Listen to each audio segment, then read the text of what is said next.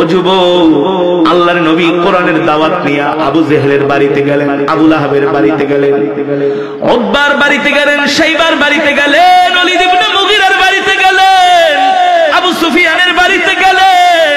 আল্লাহর নবীর কোরআনের দাওয়াত কেউ গ্রহণ করে না, উল্টা আমার নবীকে মিথ্যাবাদী বলে মক্কার কাফেরেরা গালি দেয়। বলেন নাউজুবিল্লাহ। আমার নবীকে বলে মিথ্যাবাদী, অথচ আল্লাহ তাআলা আমার নবীকে বলছেন আপনি হলেন রাহমাতুল লিল। জোরে বলেন সুবহানাল্লাহ। আমার নবী কোরআন পড়ে মক্কার কাফেরেরা বলে মুহাম্মদ বানায়া বানায়া কবিতা লেখে আর সেটাকে কোরআন বইলা চালায় দেয়। বলেন নাউজুবিল্লাহ। আমার নবীকে মক্কার কাফেরেরা গণক বলে, জাদুকর বলে, আমার নবীকে তারা মিথ্যাবাদী বলে। মক্কার মানুষের কাছে আমার নবীর বিরুদ্ধে তারা প্রোপাগান্ডা ছড়ায়। আল্লাহ তাআলা ডাক দিয়ে বলে হাবিব, আপনি মক্কার কাফেরদের কথায় কান দিবেন না। মক্কার কাফেররা আপনার বিরুদ্ধে মিথ্যা তথ্য ছড়ায়, কিন্তু আমি আল্লাহ বলি ইন্নাকা লাআলা খুলুকিন আযীম, আপনার চরিত্রই হলো সর্বশ্রেষ্ঠ চরিত্র। আল্লাহু আকবার। আপনি দাওয়াত দিয়া যান, আপনি মক্কার কাফেরদেরকে দাওয়াত দিয়া যান। হেদায়েত দেওয়ার মালিক আমি আল্লাহ, হেদায়েত করার মালিক আমি আল্লাহ। ঠিক কিনা বলেন? নবী আপনি কষ্ট পাবেন না, দেখবেন আর কিছুদিন পরে দলে দলে কাফেরেরা আপনার হাতে হাত রেখে কালেমা পড়ে মুসলমান হয়ে যাবে। আপনারা মনে করতেছেন এই সমাজের ভিতরে ওয়াজ মাহফিলের লোক কম হইছে, এটা কোনো বিষয় নয়। মেহনত করতে হবে, মেহনত করার ফলে দেখবেন হতে পারে এই সমাজ একদিন রাঙিয়ে যাবে। ঠিক কিনা বলেন? এই সমাজের মধ্যে এমন কিছু কিছু হক্কানি আলেমের জন্ম হবে। আল্লাহু আকবার। জোরে বলুন আল্লাহু আকবার। পরিবর্তন করার মালিক কি? মক্কার জমিনে যে পরিস্থিতি ছিল, যে সিচুয়েশন ছিল, কাফেররা বলে মুহাম্মাদের অর্থ নাই, বিত্ত নাই, সম্পদ নাই, টাকা পয়সা নাই, সৈন্য নাই, অস্ত্র নাই, কিন্তু মুহাম্মাদের সাথে আমরা কোনো দিক দিয়া পারি না। আল্লাহর নবীর সাথে মক্কার কাফেরেরা যতই ষড়যন্ত্র করে, কোনো ষড়যন্ত্র করে তারা আল্লাহর নবীকে আটকাতে পারে না। আল্লাহর নবীর কাছে কোনো অস্ত্র ছিল না, সৈন্য ছিল না, ক্ষমতা ছিল না, অর্থ ছিল না, বিত্ত ছিল না। আল্লাহর নবীর কাছে ছিল কোরআন। কি ছিল? মক্কার কাফেরেরা কিছু কিছু বড় বড় নেতারা বিরোধিতা করেছে, কিন্তু যুবকরা আল্লাহর নবীর জন্য পাগল হয়ে গেছে। সুবহানাল্লাহ। আল্লাহর নবী যখন কোরআন পড়তেন, মুসাব বিন উমাইরের মতো টাকরা টাকরা যুবকরা আল্লাহর নবীর মজমায় এসে কোরআন শুনতেন। জোরে বলেন সুবহানাল্লাহ। আল্লাহর নবী যখন কোরআন পড়তেন, মক্কার যুবকরা এসে আল্লাহর নবীর ঘরের চতুর্পাশে, কাবার চতুর্পাশে দাঁড়িয়ে দাঁড়িয়ে তারা কোরআন শুনতেন। আল্লাহু আকবার। এভাবে করে কোরআন শুনতে শুনতে একজন, দুইজন, তিনজন করে করে করে করে করে করে তারা কালেমা পড়ে মুসলমান হয়ে যাচ্ছে। তুফাইল বিন আমর দাউসির মতো জলিল কদর সাহাবী, কবি স্বভাবের মানুষ, শিক্ষিত মানুষ, সেও আল্লাহর নবীর হাতে হাত রেখে কালেমা পড়ে মুসলমান হয়ে যাচ্ছে। আল্লাহু আকবার। মক্কার চতুর্দিকে কোরআনের দাওয়াত ছড়ায় গেছে, মক্কার চতুর্দিকে শুধু যুবকরা তারা কালেমা পড়ে মুসলমান হয়ে যাচ্ছে, মুসলমানদের সংখ্যা বেড়ে যাচ্ছে, আল্লাহর নবীর প্রভাব বেড়ে যাচ্ছে। এই দৃশ্যটা মক্কার বড় বড় নেতাদের চোখে ভালো লাগে না। মক্কার কাফেরেরা বড় বড় নেতাদেরকে ডাক দিয়া বলে আমাদের ক্ষমতা আছে, অর্থ আছে, অস্ত্র আছে, সৈন্য আছে, আমরা বড় বড় নেতা, কিন্তু দেখতেছি মুহাম্মদের পাল্লা ভারী হয়ে যাচ্ছে। এইভাবে চলতে পারে না, এইভাবে চলতে পারে না। আসো মুহাম্মদের বিরুদ্ধে আমরা রুখে দাঁড়াই, যাতে মুহাম্মদ কোরআনের দাওয়াত দিতে না পারে। আমরা মুহাম্মদের বিরুদ্ধে এমন ষড়যন্ত্র করব, আমরা মুহাম্মদকে মক্কা থেকে বের করে দিব, অন্যথায় তাকে আমরা জানে মেরে ফেলবো। বলেন নাউজুবিল্লাহ। আবু জেহেল বলে ওলীদ ইবনে মুগীরা মিটিং ডাকো। মিটিং ডাকো, মুহাম্মাদের বিরুদ্ধে একটা সিদ্ধান্ত নিতে হবে। ওলীদ ইবনে মুগীরা ঘোষণা করে দিলেন আগামীকাল কাবার চত্বরে মক্কার সব নেতারা হাজির হবা, সব যুবকরা হাজির হবা, গোত্র প্রধানরা হাজির হবা। মুহাম্মাদের বিরুদ্ধে আমরা ডাইরেকশনে যাব। মুহাম্মদ মক্কার ভিতরে এমন অশান্তি সৃষ্টি করতেছে, আমাদের পাল্লা হালকা হয়ে যাচ্ছে। দিন দিন মুহাম্মদের নেতৃত্ব ভারী হচ্ছে, মুহাম্মদের জনসমর্থন ভারী হচ্ছে। এইভাবে তো আমরা চলতে দিতে পারি না। মুহাম্মদের বিরুদ্ধে আমাদের বড় ধরনের একটা সিদ্ধান্ত নিতে হবে। এবার মক্কার কাফিরেরা, বড় বড় কাফিরেরা আল্লাহর নবীর বিরুদ্ধে সিদ্ধান্ত নেওয়ার জন্য, আল্লাহর নবীকে মক্কা থেকে বের করার জন্য, আল্লাহর নবীকে জীবনের তরে শেষ করে দেওয়ার জন্য মক্কার কাফিরেরা বাইতুল্লাহর চত্বরে হাজির হলেন। এতদিন তারা যত মিটিং করছে সবার মুখে হাসি ছিল, কিন্তু আজকে কারো মুখে হাসি নাই। কারণ কি? তারা আল্লাহর নবীর বিরুদ্ধে কোনোভাবেই পেরে উঠতে পারছে না। কি সিদ্ধান্ত নিলে তারা জিততে পারবে, এই টেনশনে, এই চিন্তায় সবার চেহারার মধ্যে ক্লান্তির ছাপ, সবার চেহারার মধ্যে আতঙ্কের ছাপ, সবার চেহারার মধ্যে ভয়ের ছাপ। যেভাবে করে মুহাম্মদের জনসমর্থন বাড়তেছে, আর কিছুদিন পরে না জানি মুহাম্মদ আমাদেরকে মাইল শুরু করে দেয়। আল্লাহু আকবার। তারা এই আতঙ্কে ভুগতে লাগলেন। মিটিং এ জড়ো হলেন, একত্রিত হলেন। আবু লাহাব ডাক দিয়ে বলে, আবু জেহেল, বড় ধরনের একটা সিদ্ধান্ত নেয় মুহাম্মদের বিরুদ্ধে। হয় মুহাম্মদকে শেষ করে দাও, নাইলে মক্কা থেকে বের করে দাও। বলে নাউজুবিল্লাহ। সাইবা ডাক দিয়া বলে, আবু জেহেল, আবু লাহাব, শোনো, আমরা মুহাম্মদের উপরে প্রথম শক্তি প্রয়োগ করব না। আমরা মুহাম্মদকে কিছু লোভ দেখাবো। কি দেখাবো? কারণ দুনিয়ার মানুষ হলো লোভের পাগল, ঠিক কিনা বলেন? কেউ অর্থের পাগল, কেউ ক্ষমতার পাগল, কেউ নারীর পাগল, কেউ নেতা হওয়ার পাগল। হ্যাঁ, সাইবা বলে, শোনো আবু জেহেল, আমরা মুহাম্মদের বিরুদ্ধে প্রথম শক্তি প্রয়োগ করব না। আমরা মুহাম্মদকে অর্থের লোভ দেখাবো, ক্ষমতার লোভ দেখাবো, নারীর লোভ দেখাবো। দেখি এই লোভ টোভ দেখায় মুহাম্মদকে কোরআনের দাওয়াত থেকে দূরে সরানো যায় কিনা। ওলীদ ইবনে মুগীরা বলে, সুন্দর একটা কথা বলছো। আমরা প্রথমত মুহাম্মদকে দুনিয়ার কিছু অর্থের লোভ দেখাই, ক্ষমতার লোভ দেখাই, দেখি এই লোভ টোভ দেখে মুহাম্মদ দ্বীনের দাওয়াত থেকে বের হয়ে আসে কিনা। তবে এই প্রস্তাবগুলো নিয়ে কে যাবে? এই প্রস্তাবগুলো মুহাম্মদের কাছে নিয়ে কে যাবে? আবু জেহেলকে আবু লাহাব তুমি যাও। বলে না, আমার মাথা গরম, আমি ভালো করে কথা বলতে পারি না। তোমরা উতবাকে পাঠাও। আবুল ওয়ালি উতবা ছিলেন মিষ্টভাষী, শিক্ষিত মানুষ, কবি স্বভাবের মানুষ, গুছিয়ে কথা বলতে পারে।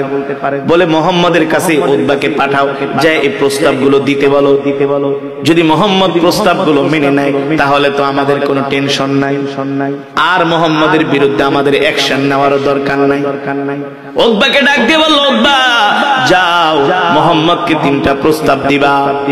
অর্থের লোভ দেখাইবা, নারীর লোভ দেখাইবা, ক্ষমতার লোভ দেখাইবা। যদি এই লোভে পড়া মুহাম্মদ কোরআনের দাওয়াত বন্ধ করে দেয় তাহলে তো আমরা বেঁচেই গেলাম। উতবা বলে, সুন্দর কথা বলেছো। এবার উতবাকে আল্লাহর নবীর বাড়িতে পাঠানো হলো। আল্লাহর নবীর বাড়িতে উতবা গেলেন, যে বলতেছে, ইফতাহিল বাব ইয়া মুহাম্মদ, ও মুহাম্মদ দরজাটা খোলো। সাত সকালে উতবা আল্লাহর নবীর বাড়িতে হাজির। আল্লাহর নবী ডাক দিয়ে বলে, উতবা কেন আসছেন আমার বাড়িতে? এবার আল্লাহর নবীর সাথে মিষ্টি কথা, আরে তুমি তো আমাদের ভাতিজা, তুমি তো আমাদের গর্বের ধন, আমরা তোমাকে নিয়ে গর্ব করি। তুমি তো আল আমিন, তুমি তো কি? আমার নবীকে আল আমিন উপাধি কিন্তু মক্কার কাফেররাই দিয়েছে। আবু লাহাবই কিন্তু আল আমিন উপাধি দিয়েছে মক্কার কাফেরদেরকে নিয়ে আমার নবীকে।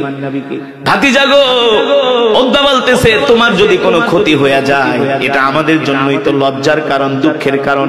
কারণ তুমি তো মক্কার একজন সম্মানী মানুষ। আমরা আমাদের অর্থগুলো তোমার কাছে জমা রাখি, আমরা তোমাকে সবাই ভালোবাসি।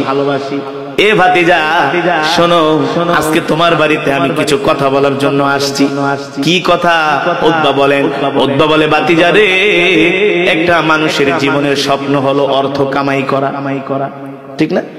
সব মানুষ টাকার কাছে দুর্বল, অর্থের কাছে দুর্বল। কথা বলে উতবা বলে, শোনো মুহাম্মদ, আমরা মক্কায় যত অর্থ চাও মক্কার ব্যাংকের সব অর্থগুলো তোমাকে মালিক বানায় দিব। আল্লাহর নবী বলে, কেন? বলে, কারণ আছে। উতবা বলে, মুহাম্মদ শুধু অর্থের মালিক বানাবো না, তুমি যদি মক্কার সুন্দরী মেয়ে চাও, যত মেয়ে চাও তোমার বাড়িতে নিয়ে দেওয়া হবে। তারপরেও মুহাম্মদ তোমার একটা কাজ বন্ধ করতে হবে। আল্লাহ নবী বলে কি কাজ? বলে ভাতিজা মুহাম্মদ তুমি কোরআনের দাওয়াত তার বিনিময়ে বন্ধ করে দিবা। বলেন নাউজুবিল্লাহ, আরো জোরে বলেন নাউজুবিল্লাহ। এই কথা শুনে আল্লাহ নবীর চোখ মুখে একেবারে রাগ উঠে গেল, নবীজির চেহারা লাল হয়ে গেল রাগে ক্ষোভে। বলে ফাতিজা রাগ করো না, তুমি যদি চাও আমরা তোমাকে মক্কার নেতা বানায় দিব, আমরা সবাই তোমাকে নেতা মানব, তারপরেও কোরআনের দাওয়াত বন্ধ করে দাও। আল্লাহ নবী উতবার এই কথাগুলো শুনে এত রাগ করলেন, এত রাগ করলেন, বলল উতবা তুমি আমার বাড়ি থেকে চলে যাও। আমার এক হাতে যদি সূর্য দেওয়া হয়, এক হাতে যদি ডান হাতে যদি চন্দ্র দেওয়া হয়, বাম হাতে যদি সূর্য দেওয়া হয়, তাহলেও আমি মুহাম্মদ আল্লাহর পয়গম্বর আল্লাহর কোরআনের দাওয়াত দ্বীনের দাওয়াত থেকে এক চুল পরিমাণ দূরে সরে যাব না। আল্লাহু আকবার। আর আজকে সামান্য কিছু টাকার লোভে মুসলমান খ্রিস্টান হয়ে যাচ্ছে। হ্যাঁ, আমরা মুসলমান আজকে মসজিদে যাই না, দ্বীনের কাজে যাই না। আল্লাহর নবীকে মক্কার কাফেরেরা কত বড় বড় প্রস্তাব দিলেন। আল্লাহর নবী বলে উতবা শোনো, এই সমস্ত প্রস্তাব আমাকে দিয়ে কোনো লাভ নাই। আমি কোরআনের দাওয়াত দিব, দ্বীনের কথা বলেই যাব। আল্লাহু আকবার। উতবা চিন্তা করে কি রে, এটা কি মানুষ নাকি অন্য কিছু? মানুষ তো টাকার লোভে পড়ে, নারীর লোভে পড়ে, নেতা হওয়ার লোভে পড়ে, ঠিক না? জানেননি? মানুষকে কাবু করতে হলে আপনি টাকার বস্তা তার বাড়িতে দিয়ে আসেন, দেখেন কেমনে নরম হয়ে যায়। হ্যাঁ, সরকারি কোন অফিসে কাজে যাইবেন, ফাইলটা দেখা মতো জান এখানে ভুল ওখানে ভুল, আসলে কোনো ভুল নাই। ये हाल तेरा चाल है, मकसूद तेरा माल है, ठीक किना बोले? क्या अजीब तेरा चाल है।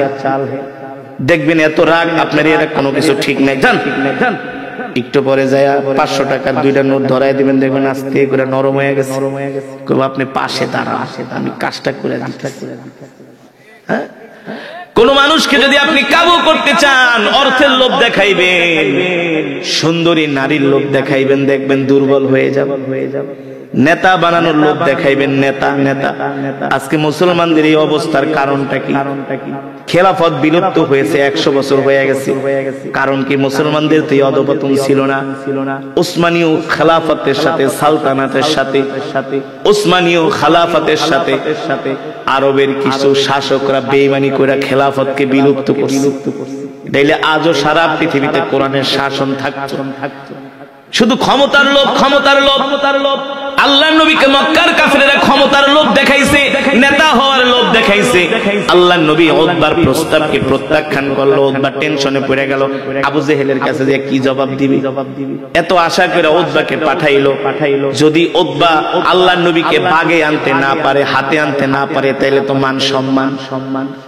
উতবা কতক্ষণ চিন্তা করে বলে ব্যাপারটা কি, এত লোভ দেখাই? আরে আমাদেরকে তো 500 টাকার লোভ দেখাইলে আমরা কুত্তার মতো ঘুরি পিছে পিছে, কিন্তু তাকে সারা দুনিয়া দিয়ে দিচ্ছে, তারপরে লোভে পড়ে না। এটা কি মানুষ নাকি অন্য কিছু? এবার উতবা আদর কইরা দেখেন কত বড় শয়তান। নবীজির শরীরে হাত দিয়ে ভাতিজা শোনো, এত লোভ দেখাইলাম, কোন লোভে তুমি পাও দানা। কারণ কি? তাহলে কি তোমার কি ভূতে ধরছে? নাউজুবিল্লাহ। কত বড় শয়তান। তোমাকে যদি খারাপ কোনো কিছু আসর করে, তাহলে আমাদেরকে বলো, আমরা তোমার ভূত সারানোর ব্যবস্থা করি। নবীজিরে বলে ভূতে ধরছে। কত বড় শয়তান।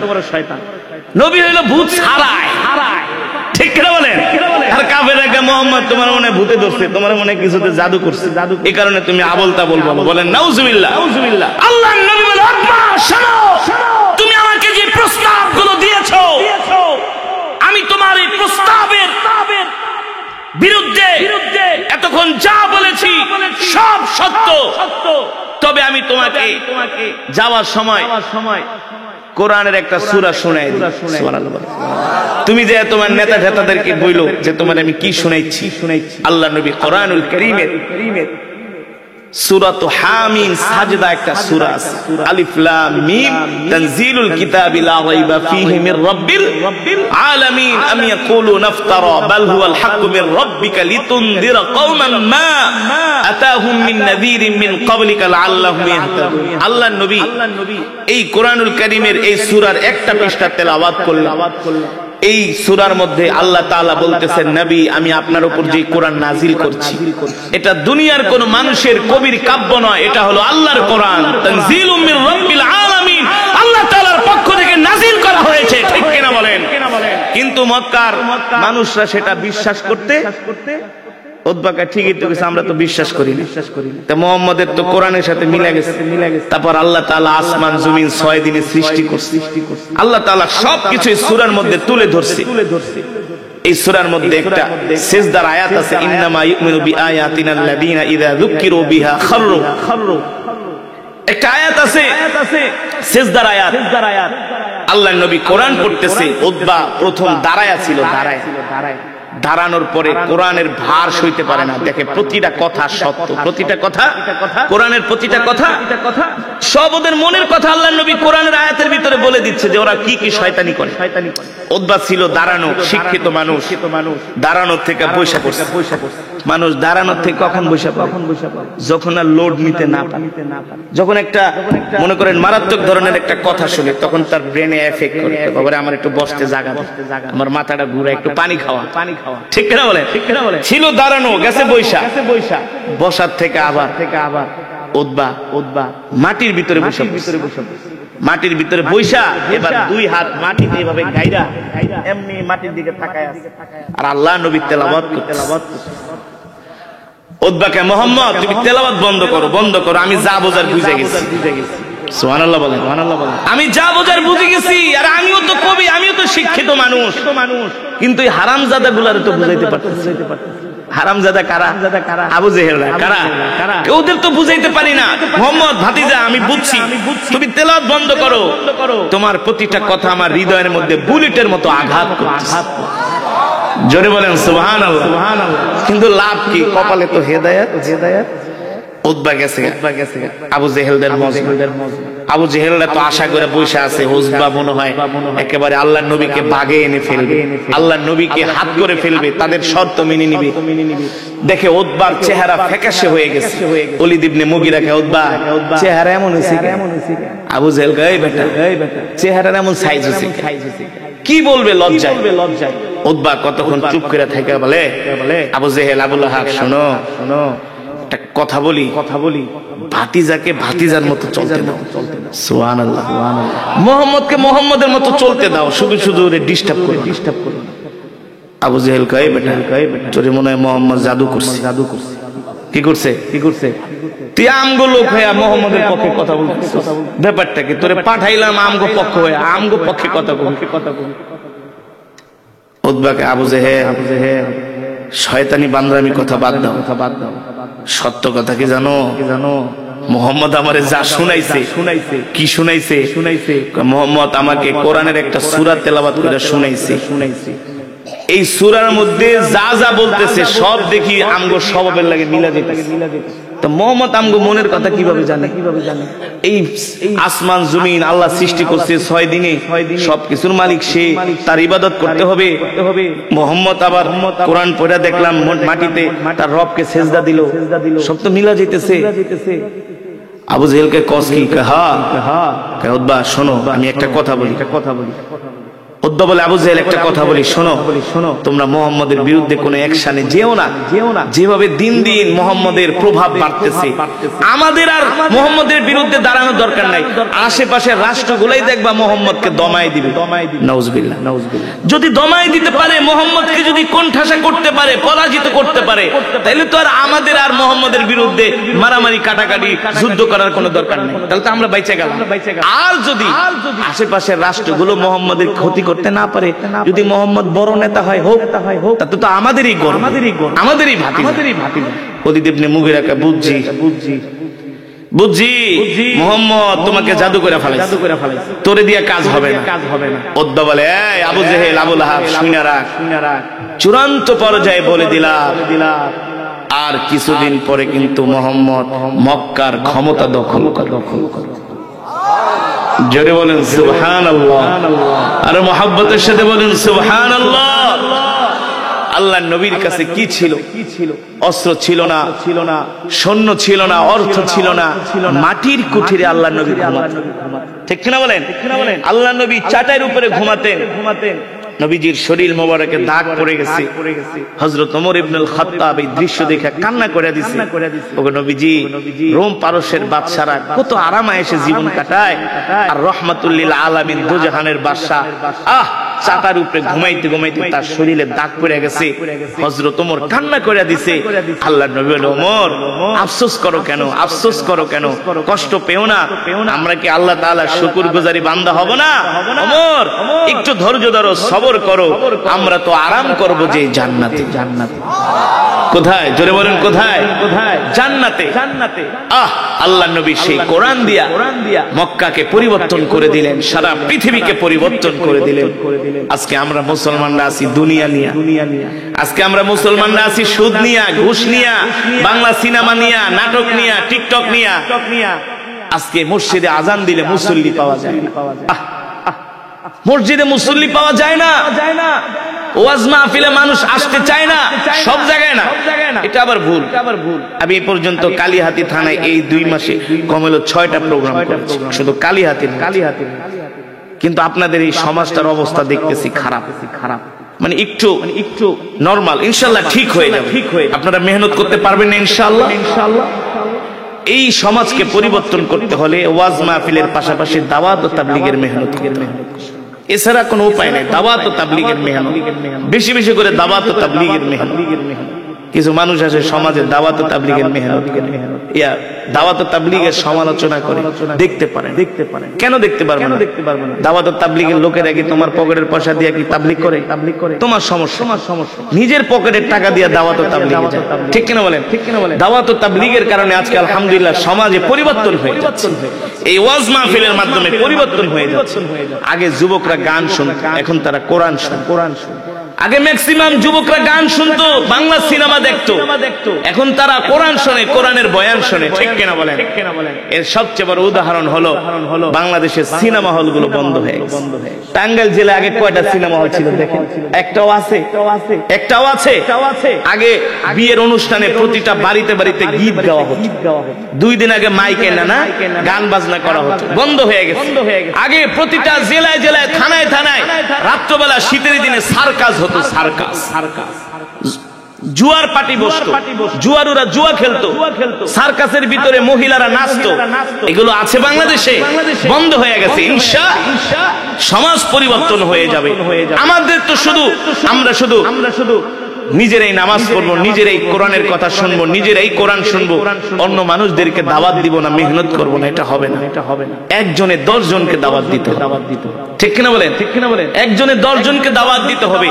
আজকে এলাকার যুবকরা তারা অনেক আজকে অবশ্য ওয়েদারটা বেশি মানে ঠান্ডা, খুব শীত, মানে মারাত্মক শীত। তো শীতের কারণে অনেক মানুষ আসে নাই, হয়তো বা গরম হইলে আসতো, কিন্তু যাদের ইমানের পাওয়ার আছে তারা তো শীতের মধ্যে ঘরে বসে থাকে। ঠিক কিনা বলেন? এই যে এক ভাই ঘুমায় যেতেছে, তারপরে তো বসে আছে, চাইলে তো বাসায় যায় ঘুমাইতে পারতো, কোরআনের মহব্বতে বসে আছে না, মানে চোখটা একটু লাল হয়ে গেছে। আমার কিন্তু ওয়াজে বসে সব খেয়াল করে। হুজুরদেরকে কিন্তু এত বলদ মনে করেন না, হুজুরা কিন্তু একেবারে খাস বাংলা বলে বোধাই না, চালাক। তারা কিন্তু সব বুঝেও না বোঝার ভান করে। দেখি কি করে, ঠিক কিনা বলেন? দেখি কি করে। এই যে আপনারা যারা ঈমানওয়ালা, এত শীতের মধ্যে আপনারা আসছেন, আরে ভাই রাসূলের হাদিস, মান ইউরিদিল্লাহু বিহি খায়রান ইউফাক্কিহু ফিদ্দীন, আল্লাহ তাআলা যাকে ভালোবাসে তাকে দ্বীনের বুঝ দান করে। ঠিক কিনা বলেন? দ্বীনের বুঝ না থাকলে আপনারা আসতেন না। আর এই যে দ্বীনের বুঝটা যে পেয়েছেন, এই কারণে আপনাদের ভালো মন আছে। আল্লাহ তাআলার কাছে দোয়া করছেন যে আল্লাহ, আমি যাতে দ্বীনের পথে চলতে পারি, ইসলামের পথে চলতে পারি, কোরআনের পথে চলতে পারি। ঠিক কিনা বলেন? এই কারণে আল্লাহ তাআলার কাছে দোয়াও করতে হবে। আপনারা এই সমাজের যে মাহফিলটা হচ্ছে, এই মাহফিলটা আপনারা প্রতি বছর চলমান রাখবেন, আস্তে আস্তে করে পরিবর্তন। আমি নবাবগঞ্জের বান্দুরা একটা জায়গা আছে, নবাবগঞ্জ থানা, আপনাদের পাশেই, নবাবগঞ্জ ঢাকা দোহারের ভিতরে। এক মাহফিলে গেছি প্রথম বছর আমি ওয়াজ করার পরে পাশের কিছু লোক আমারে রান্দাও নিয়ে দৌড়াইছে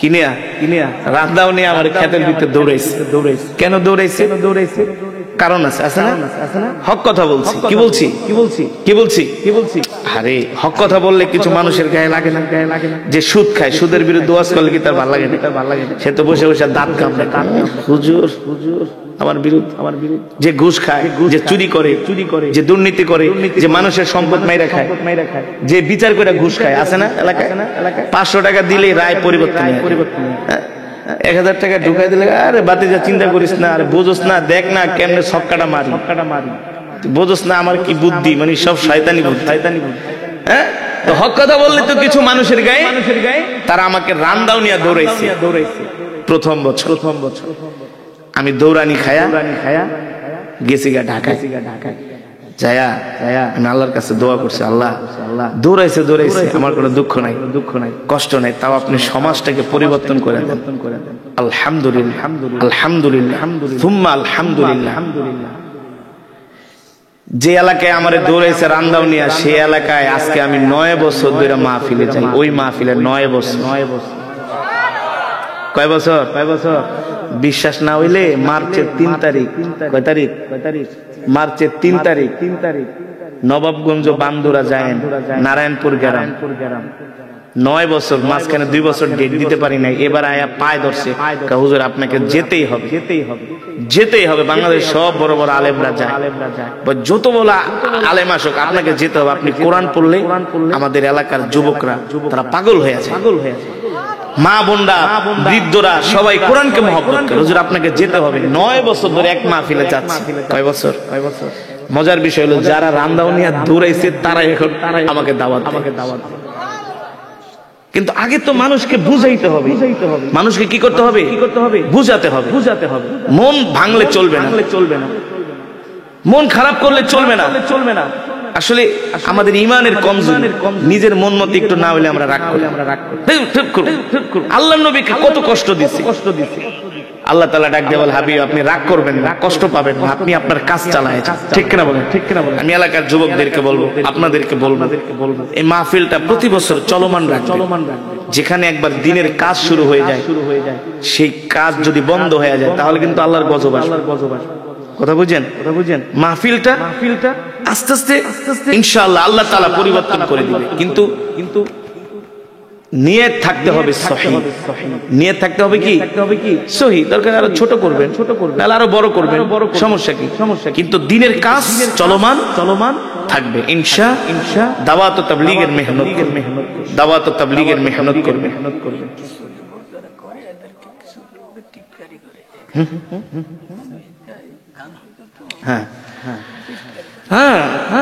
যে যুবকরা এখানে মাহফিলে ওই যে আমি বললাম চাঁদপুর এক মাহফিলে গেছে এক যুবক জুতা দিয়ে পিটাইছে কেন পিটাইছে বলে সমাজের কিছু মানুষ মাহফিলের বিরোধী এই কারণে তাকে জুতা দিয়ে মারছে আমাকে রাগ করো সেদিন আবু বকরকে তো জুতা দিয়ে মারছে তাতে কি হয়েছে আমাদেরকে তো মানুষ রান্দাও নিয়ে দৌড়ায় আমাদেরকে তো গালি দেয় কিন্তু আলহামদুলিল্লাহ যারাই গালি দেয় যারাই খারাপ কথা বলে তারাই এক সময় বুঝতে পেরে পরে আমাদের বন্ধু হয়ে যায় ঠিক কিনা বলেন তো যুবকদেরকে আপনারা উৎসাহিত করবেন কি করবেন উৎসাহিত করবেন তো শীত ঠান্ডা না হলে ওয়েদারটা একটু ভালো হলে তারপরে আবার নির্বাচনের পরে মানুষজন নির্বাচন নিয়ে দৌড়েছে না শরীর ব্যথা হয়ে গেছে ওজন নাই হ্যাঁ এক নেতায় আমার দাওয়াত দিছে নির্বাচনে ফেল করার পর মিয়া ব্যাপার কি ভাই ফেল করছি তাই ডেট নিছেন ওয়াজ করাইবেন না ভাই মাথা মোটা গরম ফেল করছে দেখে মানে ওয়াজ করাইবেন ঠিক আছে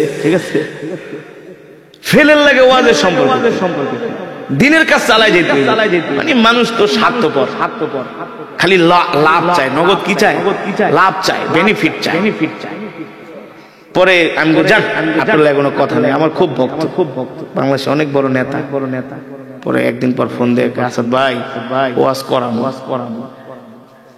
ওয়াজটা করাইলে মনটা ভালো হয়ে যাবে মানুষজন আইব কোরআনের কথা শুনবো আর আপনি তেলাওয়াত করবেন শুনলে আমার ভালো লাগবে ওয়াজটা করা তো সবকিছু তো অনেক সময় আপনার মনের মতো হবে না আল্লাহ নবীরা সাহাবীরা জিহাদে যায় তো অনেক সময় পরাজয় বরণ করছে না, যুদ্ধের ময়দানে গেছে, ঝড় আসছে। এই যে ইস্তেমার ময়দানে মাঝে মাঝে বৃষ্টি হয়, ঝড় হয়। এক বছর ইস্তেমার ময়দানের প্যান্ডেল সব ভেঙে গেছে, সব কি একবারে ঘূর্ণিঝড়ে কত মানুষ মারা গেছে, হাঁটু পর্যন্ত কাদা হয়ে গেছে, টিন দিয়ে কাইটা কত খারাপ অবস্থা হয় নাই। তাই ইস্তেমার মাঠে যারা উপস্থিত, যারা কি গান শুনতে গেছে, গান গাইতে গেছে না ফুটবল খেলা দেখতে, তো তাদের উপরে এই ঝড় বৃষ্টি কেন আসলো? আপনি ছিলেন, ইমানের পরীক্ষা। এটা কি কথা বলে না? আল্লাহ তাআলা বলে যারা ইমানদার হবে, ওয়ালা নাবলুওয়ান্নাকুম বিশাইইম মিনাল খাউফি ওয়াল জু', আমি আল্লাহ তাদেরকে ক্ষুধা দিয়া, দারিদ্রতা দিয়া, তাদের ক্ষেতের ফসল নষ্ট কইরা, সন্তান মৃত্যু দিয়া আমি তাদেরকে পরীক্ষা করি।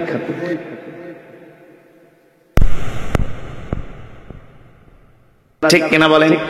এই যে যুবকরা ওয়াজ মাহফিল করছি, কত মানুষ তাদেরকে কত কথা বলে না?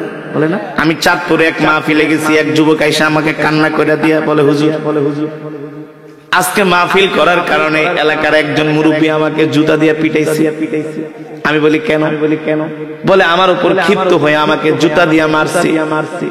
কেন, কারণ কি? বলে হুজুর একটু ঝামেলা হওয়ার কারণে। আমি বলি যুবক রাগ করবা না, কষ্ট পাবা না, রাসূলের কলিজার টুকরা মুসলমানদের প্রথম খলিফা সাইয়েদনা আবু বকর রাদিয়াল্লাহু তাআলা আনহু যখন মক্কার কাফেরদের কাছে দ্বীনের দাওয়াত দিলেন, মক্কার যুবকেরা সাইয়েদনা আবু বকরকে পায়ের খরম দিয়া এমন জোরে কপালের উপরে বাড়ি মারছে, সাথে সাথে কপাল ফেটে সাইয়েদনা আবু বকরের শরীর থেকে এমন ভাবে রক্ত বের হলো, সাথে সাথে সাইয়েদনা আবু বকর বেহুশ হয়ে গেছে। ইসলাম এত সোজা না রে ভাই। ইসলাম বাংলাদেশে কচুরি পানার মতো ভেসে আসে নাই। মক্কা থেকে সারা পৃথিবীতে ইসলাম পানির স্রোতের মতো ভেসে যায় নাই। সারা পৃথিবীতে ইসলাম ছড়ার পিছনে সাহাবায়ে কেরামদের রক্ত রয়েছে, তাদের ত্যাগ, তাদের কোরবানি। সাহাবীরা দ্বীনের জন্য কি করছে আর আমরা কি করতেছি? তারা দ্বীনের জন্য কত মেহনত করছে, নিজের অর্থ সব আল্লাহর রাস্তায় দান করে দিছে, পরিবার পরিজন সন্তান ছেড়ে হিজরত করেছে, জিহাদের ময়দানে যায়া এই কোরআনের জন্য, দ্বীনের জন্য শহীদ হয়ে গেছে। ঠিক না বলেন? আর আমরা এমন গরু খাওয়া মুসলমান, নিজেকে মুসলমান দাবি করি কিন্তু একটু শীতের কারণে ঘর থেকে বের হই না। আমরা এমন গরু খাওয়া মুসলমান, একটু ঠান্ডা পড়লে আমরা ফজরের নামাজ পড়ি না। আল্লাহ ছাড়বে না। চোখ দুটা শুধু বন্ধ হোক, তারপরে দেখো ফেরেশতাদের ভূতানি কারে কয় কত প্রকার। টের তো পাও না, এত সোজা না। আল্লাহ তাআলার কাছে আল্লাহর নিয়ামত খায়া যদি আল্লাহর হুকুম না মানো, আল্লাহর গোলামি না করো, আল্লাহ তাআলার কাছে প্রত্যেকটা রিজিকের হিসাব পুঙ্খানুপুঙ্খানুভাবে দিতে হবে। এক কদম সামনে যাওয়া যাবে না। আল্লাহর নিয়ামত খায়া মসজিদে যায় নামাজ পড়ো নাই, সারাদিন শুধু গল্প আর গল্প, সারাদিন শুধু গীবাত শিকায়েত, শুধু সারাদিন বাংলা সিনেমা দেখছো, টিকটক দেখছো, আল্লাহর নিয়ামত খায়া। আল্লাহ তাআলা যদি অক্সিজেন বন্ধ করে দেয়, 1 মিনিটের ভিতরে সব মরে সাফ হয়ে যাবে। 1 মিনিট দম আটকে রাখতে পারবেন? আমি কালকে রাত্রে ময়মনসিংহ থেকে মাহফিল করে ঢাকায় যাচ্ছিলাম, মোবাইলে দেখি হার্ট ভালো থাকে, দম আটকে যত বেশি রাখা যায় তত বেশি হার্ট, মানে আপনি এভাবে টান দিবেন, নিঃশ্বাসটাকে টান দিয়ে যত বেশি পেটের মধ্যে আটকে রাখতে পারবেন তত আপনার হার্ট ভালো। যাদের হার্ট দুর্বল তারা 15-20 সেকেন্ডের বেশি পারে না, যাদের হার্ট ভালো তারা 40-50 সেকেন্ড পারে। তো আমি তো তেলাওয়াত করি, আমার তেমনি দম লাগে, দম ছাড়া তো তেলাওয়াত করা যায় না, বড় নিঃশ্বাস লাগে। তো আমি ট্রাই করলাম, দেখি কয় মিনিট পারি। দেখি 30 সেকেন্ড যখন পার হয় মনে হয় যে আর সেকেন্ড আগায় না, কলিজা টলিজা পেট ঠেট মনে ফেটে যাচ্ছে। কষ্ট মষ্ট কইরা প্রায় 48-49 সেকেন্ড পর্যন্ত 1 মিনিটও যেতে পারি। আল্লাহ তাআলা যদি অক্সিজেন বন্ধ করে দেয়, পৃথিবীর সব মানুষ সেকেন্ডের মধ্যে মরে যাবে। হে যুবক, তুমি যে মোবাইলের ভিতরে অশ্লীল পর্নোগ্রাফি, অশ্লীল দৃশ্যগুলো দেখতেছো, ঘরের দরজা লাগায়া জিনা ব্যভিচারে লিপ্ত হচ্ছে, আল্লাহ তাআলা যদি ওই সময় অক্সিজেনটা বন্ধ করে দিতেন, বাঁচতে পারতাম? জোরে বলুন, বাঁচতে পারতাম না। মিনিটেই সাফ। যখন করোনা হয়েছিল, এক সিলিন্ডার অক্সিজেনের দাম প্রায় 2 থেকে 2,500 টাকা, সর্বোচ্চ 6 ঘন্টা যাইত। কয় ঘন্টা? করোনার সময়। কোন সময়? করোনার সময়। বাংলাদেশের বিশিষ্ট শিল্পপতি যমুনা গ্রুপের মালিক নুরুল ইসলাম বাবুল সাহেব, বাবুল সাহেব হুজুরে যে মাদ্রাসায় খেদমত করে বসুন্ধরা, ওটার পাশে আমি প্রতি রমজানে এই যমুনা টেলিভিশনে আমি তেলাওয়াত করি, প্রতি রমজানে। তো যখন করোনার সময়, ওই সময় তো কেউ রাস্তায় বের হয় না। হ্যাঁ, আর গুলশান, ধানমন্ডি, বনানী তো আপনি রাস্তা দিয়ে হাঁটতে পারবেন। কাজের মহিলাদের পর্যন্ত বাদ দিয়া দিচ্ছে যে তুই আবার কোন জায়গাতে করোনা মরোনা লইয়া হোস, নিজেও আমাকে মারবি। কারণ যাদের একটু এগুলা বেশি, তারা মরণে ভয় পায়। বুঝেন নাই? কারণ কি, এত কষ্ট করে 10 তলা বাড়ি বানাইছে, 5 তলা বাড়ি, BMW, মার্সিডিজ, দম শেষ হলে তো শেষ। তাইলে তো কাফনের কাপড়।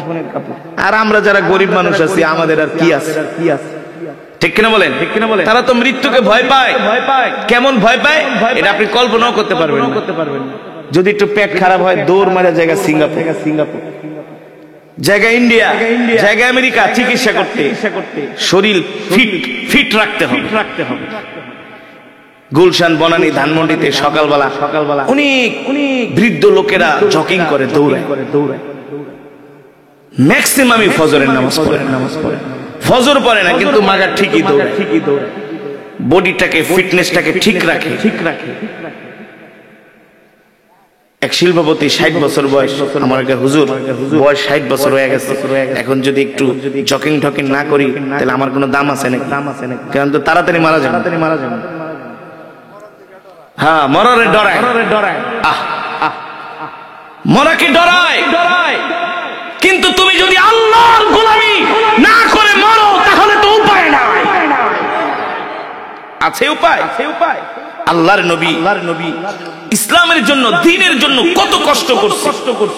সাহাবায়ে কেরাম রক্ত দিছে, জীবন দিছে, কাফেরদের মার খেয়েছে। হযরতে বিলাল রাদিয়াল্লাহু তাআলা আনহুকে উত্তপ্ত মরুভূমির ভিতরে চিৎ করে শোয়া, হযরতে বিলালের বুকের ভিতরে 300 কেজি ওজনের পাথর দিয়া চাপা দিয়া বেলাল দম ছাড়তে পারে না। লোহার শিক গরম করে হযরতে বেলালকে সেকা দেওয়া হয়েছে, আর বলছে, বেলাল ইসলাম ছেড়ে দে, দিন ছেড়ে দে, মুহাম্মাদের কাছে যাবি না।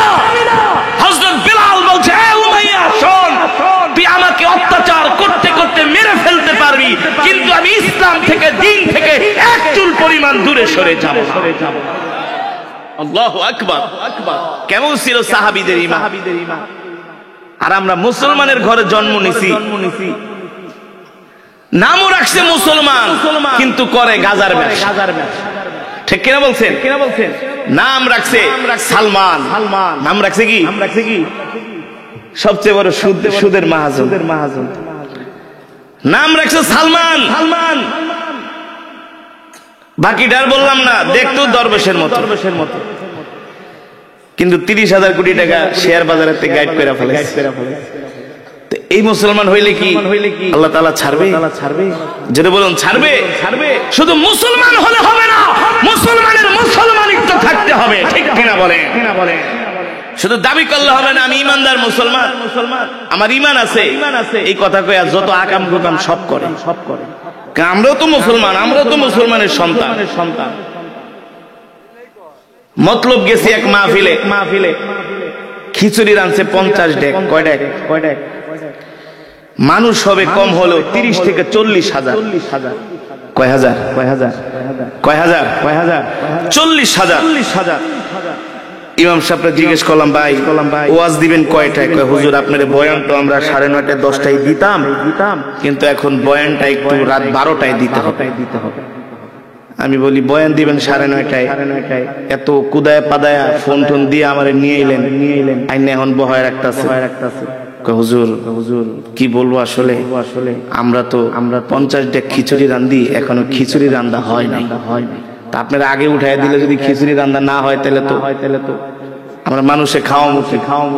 এই কারণে আমার আপনি 12টায় ওয়াজ করবেন। এই হলো বাংলাদেশের ওয়াজের পরিস্থিতি। বুঝেন নাই?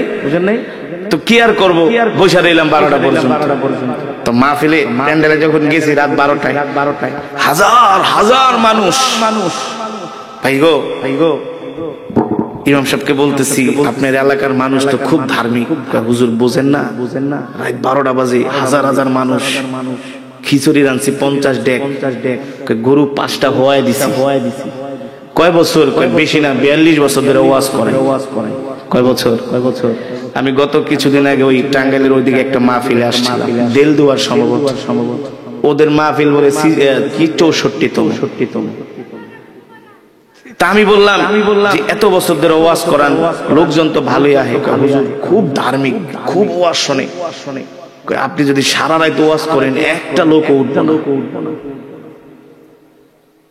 আমি কি খায়া দেয়ার কাম নাই, সারা রাত আমি ওয়াজ করব। ফজরের নামাজ যদি না পড়ে এটি দায় দিব কি? ঠিক কিনা বলেন? না হুজুর আপনি যত পারেন খালি ওয়াজ করবেন, এমন কেরাত পড়বেন একেবারে মাইক ফাড়ায় আলাইবেন। আশেপাশের যত মানুষ যাতে হুজুর কম্বলের থেকে লেপের থেকে উঠে আয়, খুব ধার্মিক।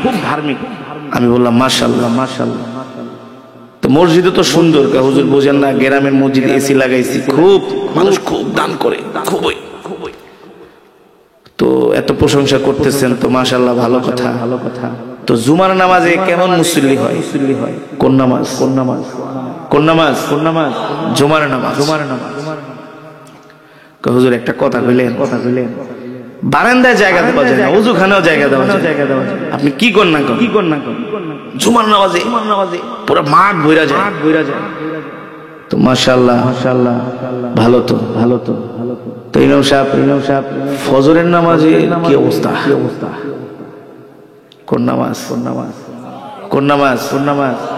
ফজরের নামাজ। হুজুর কি কুমো দুঃখের কথা, 80 ঘরে খাই। কয় ঘরে? 80 ঘর। বুঝুন তো, আপনারা বুঝেন না 80 ঘর কি কোন তো? মানে ইমাম সাহেবের 80 ঘরে, সমাজে 80 ঘরে খাই। 8 জন মানুষ ফজরের নামাজে আসে। আস্তাগফিরুল্লাহ। কয়জন? আমি গত সপ্তাহে জিরানি ওয়াজ করছি, এক মাহফিলে জিগাইলাম ইমাম সাহেব কয়জন মুসল্লি ফজরের নামাজে? কপাল যেদিন খারাপ হয়, আমি ইমাম, মুয়াজ্জিন, খাদেম, আর আশেপাশে 2-3টা আছে বুড়া, 70 বছর বয়স। এমনি তো মানুষের বয়স বেশি হলে রাতে বেলা ঘুমায় না। বুঝেন নাই? 3-4 জনে মাঝে মাঝে ফজরের নামাজ। আপনাদের এলাকার অবস্থা তো মনে আরো করুন। ভাবসাব যা দেখতেছি, হ্যাঁ। আর যে শীত পড়ছে, নামাজ সবাই কম্বলের ভিতরে পড়ে যে কষ্ট করে মসজিদে যায়, হুজুরে কষ্ট দিয়ে মুখে কম্বলের ভিতরে নামাজ আছে। ফজরের নামাজে মুসল্লি আছে। এলেমের জাহাজ বসে আছে, হুজুরের থেকে জিজ্ঞেস করেন। বসুন্ধরার প্রধান মুফতি, বুঝেননি? আল্লাহু আকবার। হুজুরে যে মাদ্রাসায় খেদমত করে, এটার যিনি প্রতিষ্ঠাতা মুফতি আব্দুর রহমান রহমতুল্লাহি আলাইহি, উনি কোরআনের অনেক বড় আশিক ছিলেন। আমি ছোটবেলায় তার চিটাগাংয়ে একটা মাদ্রাসা আছে, ষোলকবহর মাদ্রাসা, বিরাট মাদ্রাসা। মুফতি আব্দুর রহমান সাহেব বাংলাদেশের গ্র্যান্ড মুফতি ছিলেন। তিনি কোরআন তেলাওয়াতকে খুব বেশি ভালোবাসতেন।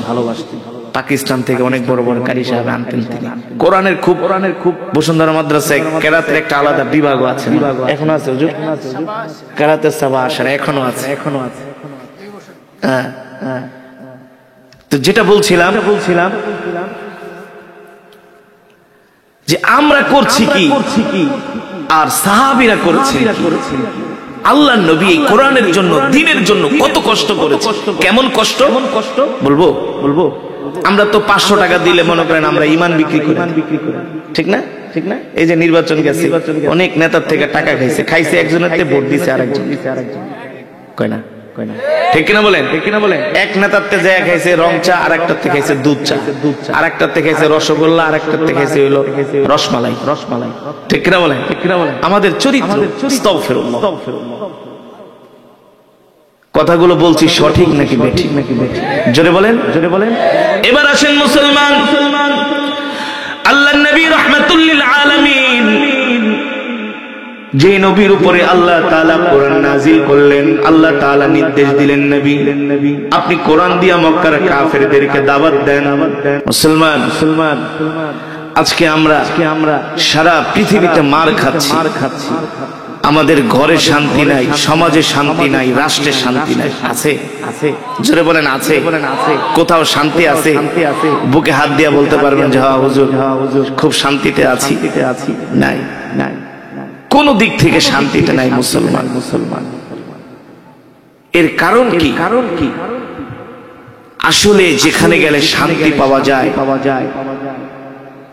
যেখানে শান্তি মিলে, আসলে আমরা সেই শান্তির জায়গায় শান্তি না খুঁজে আমরা অশান্তির জায়গায় শান্তি খুঁজছি। ঠিক কিনা বলে? ঠিক না? অশান্তির জায়গায় আমরা শান্তি খুঁজি। অশান্তির জায়গায় শান্তি খুঁজলে তো আর শান্তি পাওয়া যায় না, সুখ পাওয়া যায় না, ভালো থাকা যায় না, দিলের মধ্যে শান্তি আসে না। যদি শান্তি পেতে হয় মুসলমানদেরকে, নিরাপত্তা পেতে হয়, জান মালের হেফাজত নিরাপত্তা যদি পেতে হয়, তাহলে আল্লাহর কোরআন ছাড়া আমাদের দ্বিতীয় কোনো পথ নাই। আছে? জোরে বলুন আছে? এই কোরআন হলো আল্লাহ তাআলা আমাদেরকে দিয়েছেন, আমাদের বিধান। এই কোরআন হলো আমাদের জন্য সংবিধান। এই কোরআন আমাদের জন্য কি? সংবিধান। আজকে সেই কোরআনের শিক্ষা আমাদের মাঝে নাই। রংপুরে গেলাম ওয়াজ করতে, ঠাকুরগাঁও, পঞ্চগড়, লালমনিরহাট, সেখানে অনেক মুসলমানরা অর্থের লোভে তারা খ্রিস্টান হয়ে যাচ্ছে। অনেক মুসলমানরা অর্থের লোভে কি হয়ে যাচ্ছে? খ্রিস্টান। সামান্য কিছু অর্থের লোভে তারা খ্রিস্টান হয়ে যাচ্ছে। যারা সামান্য কিছু অর্থের লোভে খ্রিস্টান হয়ে যাচ্ছে তারা তো জাহান্নামী হয়ে যাচ্ছে। ঠিক কিনা বলে? খাসিরাত দুনিয়া ওয়াল আখিরা, দুনিয়া এবং আখিরাত পুরাটাই তাদের বরবাদ হয়ে যাচ্ছে। আল্লাহ তাআলা আমাদেরকে পৃথিবীর জমিনে চলার জন্য পৃথিবীর শ্রেষ্ঠ কিতাব, যালিকাল কিতাবু লা রাইবা ফীহি হুদাল লিল মুত্তাকিন, যেই কোরআনের মধ্যে কোনো সন্দেহ নাই, সন্দেহের অবকাশ নাই। ঠিক কিনা বলেন? আল্লাহ তাআলা এই কোরআন আমাদেরকে কেন দিয়েছেন? এই কোরআন শুধু খতম করার জন্য আল্লাহ তাআলা আমার নবীর উপরে নাজিল করেন। এই কোরআন শুধু খতমে তারাবি পড়ার জন্য নাজিল করেন নাই। এই কোরআন শুধু জার ফুক করার জন্য নাজিল হয় না। ঠিক কিনা বলে? এই কোরআন শুধু বাপ মরে যাবে 40 দিন পরে 10 জন ইমাম সাহেব দাওয়াত দিয়ে 10টা গরু জবাই করি হাজার হাজার মানুষকে 40 খাওয়াবে, এক খতম কোরআন পড়ে। এই কারণে কোরআন নাজিল হয়। এই কোরআন কেন নাজিল হয়েছে? আল্লাহ তাআলা আমার নবীর উপরে কেন এই কোরআন নাজিল করলেন? আল্লাহ তাআলা নবীর উপরে কোরআন নাজিল করে বললেন, ইয়া আইয়ুহার রাসূল বাল্লিগ মা উনজিলা ইলাইকা মির রাব্বিক ওয়া ইন লাম তাফআল ফামা বাল্লাগতা রিসালাতাহু ওয়াল্লাহু ইয়াসিমুকা মিনান নাস ইন্নাল্লাহা লা ইয়াহদিল কওমাল ফাসিকিন। আল্লাহ রাব্বুল আলামিন প্রিয় হাবিবের উপরে কোরআন নাজিল করে বলছেন, ওগো নবী, আমি আল্লাহ আপনাকে যে কোরআন দিয়েছি এই কোরআন নিয়ে আপনি ঘরে বসে থাকবেন না। এই কোরআন দিয়ে আপনি মক্কার কাফেরদেরকে দাওয়াত দেন, মক্কার মানুষদেরকে দাওয়াত দেন। ওগো নবী, এই কোরআন ঘরে বসে থাকার কোরআন নয়। এই কোরআন শুধু মসজিদের মধ্যে সীমাবদ্ধ থাকবে, মাদ্রাসার মধ্যে সীমাবদ্ধ থাকবে। শুধু মসজিদ মাদ্রাসায় ঘরের মধ্যে সীমাবদ্ধ করে রাখার জন্য আল্লাহ কোরআন নাজিল করেন নাই। আল্লাহ তাআলা কোরআন নাজিল করেছেন, এই কোরআন অনুযায়ী রাষ্ট্র চলবে, এই কোরআন অনুযায়ী সমাজ চলবে, ঠিক কিনা বলে? কিন্তু দুঃখের বিষয়, সমাজের 100-র মধ্যে 95% মুসলমান কোরআন পড়তে পারে না। কথা বলেন, কথা বলেন।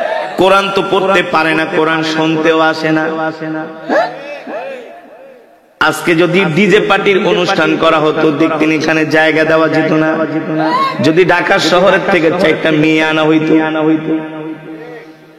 পিঙ্কি আর রিঙ্কি আসবে, এলাকায় নাচবে, দেখবেন এলাকার নারী পুরুষ বৃদ্ধরা পর্যন্ত মাঠে জায়গা হতো না। এ মুসলমান, কপাল পুড়ে যাচ্ছে, কপাল পুড়ে যাচ্ছে।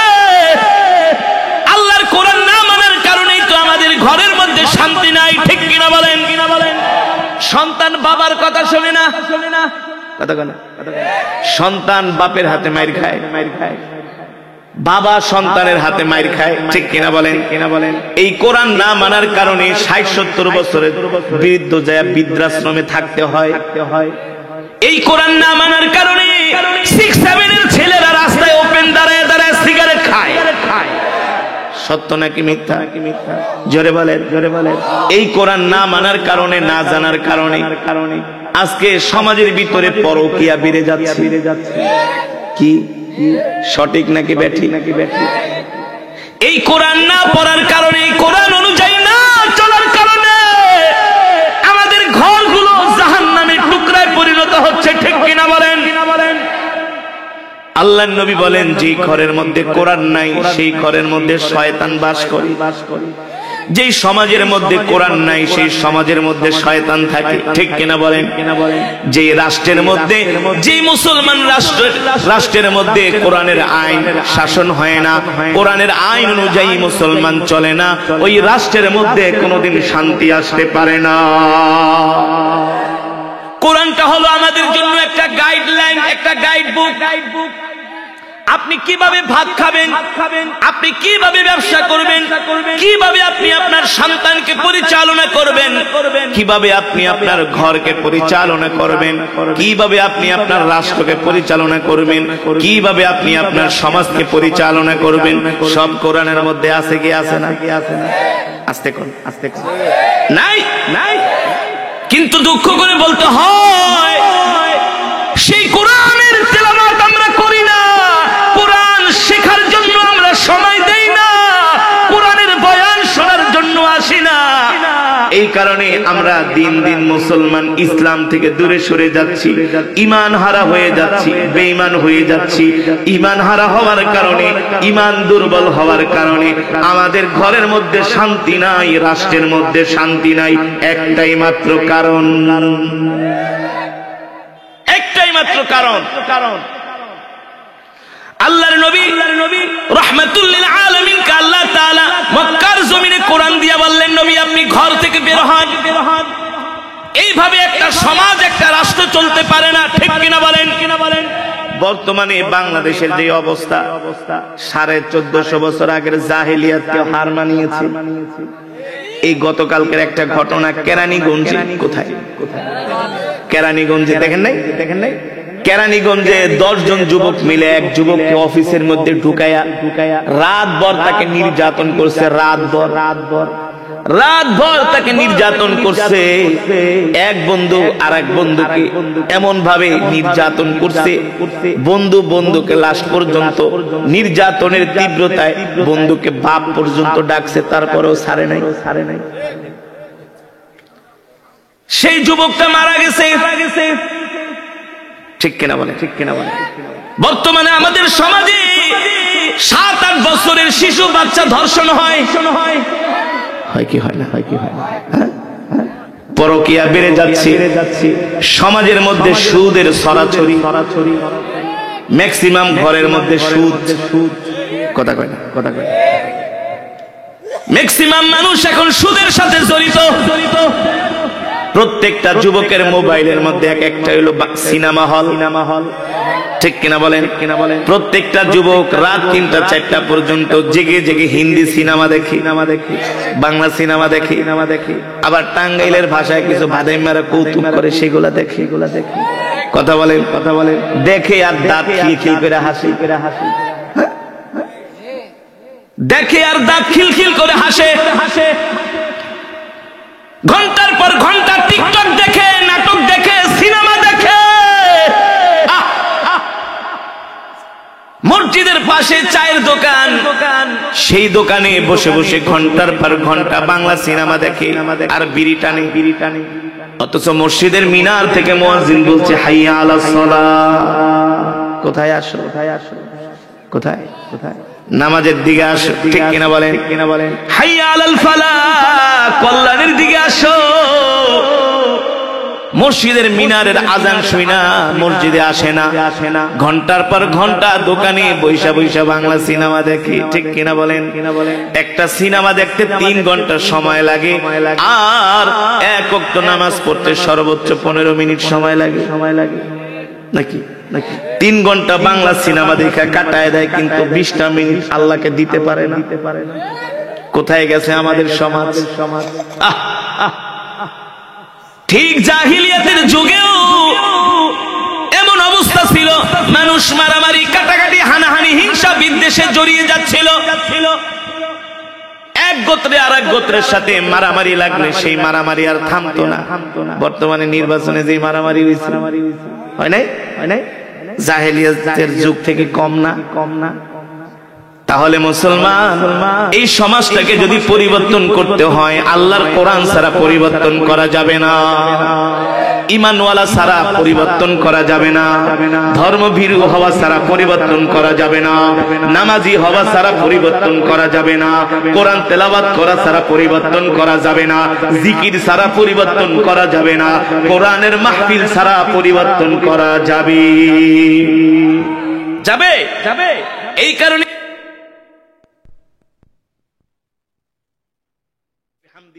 সুবহানাল্লাহিল আযীম, রাসূলের হাদিস, যার আমলের মধ্যে সুবহানাল্লাহি ওয়া বিহামদিহি সুবহানাল্লাহিল আযীম এই আমলটা থাকবে, এই তাসবিহটা থাকবে, হাসরের মাঠে তার আমল সবচেয়ে বেশি ভারী হয়ে যাবে।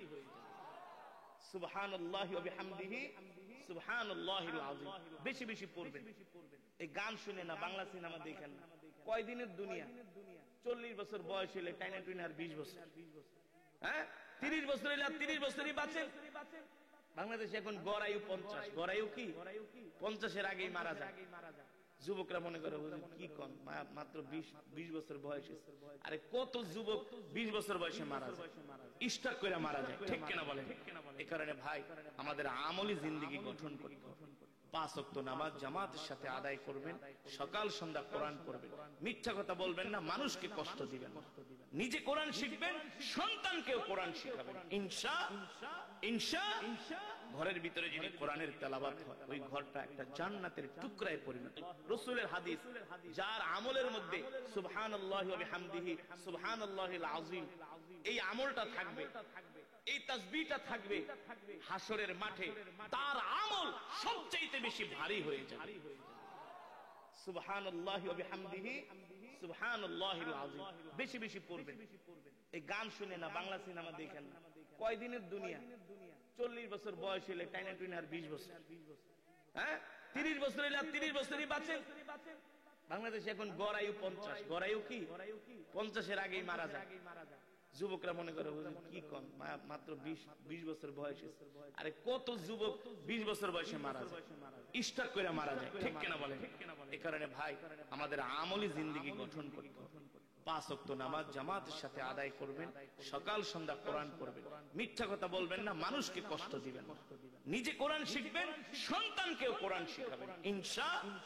ইনশাআল্লাহ ঘরের ভিতরে যদি কোরআনের তেলাওয়াত হয়, ওই ঘরটা একটা জান্নাতের টুকরায় পরিণত হবে। আল্লাহ তাআলা আমাদের সকল